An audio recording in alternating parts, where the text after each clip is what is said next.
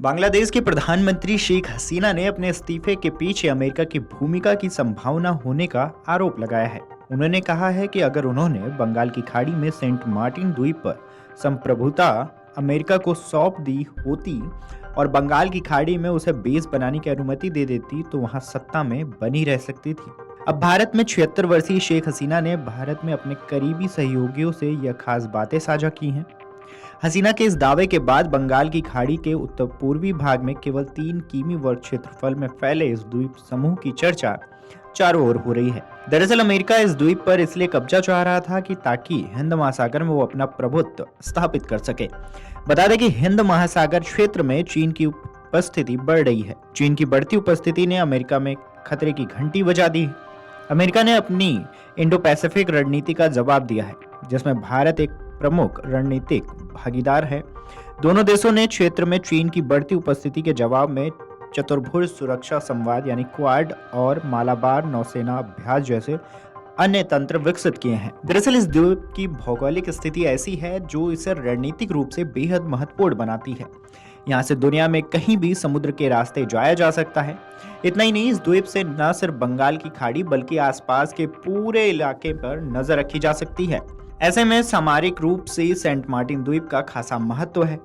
Saint Martin द्वीप बांग्लादेश का एकमात्र मूंगा द्वीप है जो अपनी प्राकृतिक सुंदरता के लिए जाना जाता है। इस द्वीप में साफ नीला पानी और मूंगे जैसे विविध समुद्री जीव पाए जाते हैं। वहीं इस द्वीप को नारिकेल जिंजीरा यानी कि नारियल द्वीप और दारूचीनी द्वीप यानी दालचीनी द्वीप के नाम से भी जाना जाता है। यह बंगाल की खाड़ी के उत्तर पूर्वी भाग में केवल 3 किलोमीटर वर्ग क्षेत्रफल में फैला है और कांस बाजार टेम्प प्राद्वीप के सिरे से लगभग 9 किलोमीटर दक्षिण में स्थित है। मार्टिन द्वीप की अर्थव्यवस्था मुख्य रूप से पर्यटन, मछली पालन, चावल, नारियल की खेती पर निर्भर करती है। इससे द्वीप के 5500 लोगों की आजीविका चलती है। बता दें कि मार्टिन द्वीप तब चर्चा में आया जब बांग्लादेश और म्यांमार इस क्षेत्र के आसपास मछली पकड़ने के अधिकार को लेकर भिड़े थे। दोनों देशों ने अपनी समुद्री सीमा के परिसीमन पर द्वीप पर संप्रभु दावों का विरोध किया था। हालांकि 2012 में International Tribunal for the Law of the Sea ने अपने फैसले में इस द्वीप को बांग्लादेश के क्षेत्रीय समुद्र महाद्वीपीय सेल्फ और ईईजेड का हिस्सा बताया था।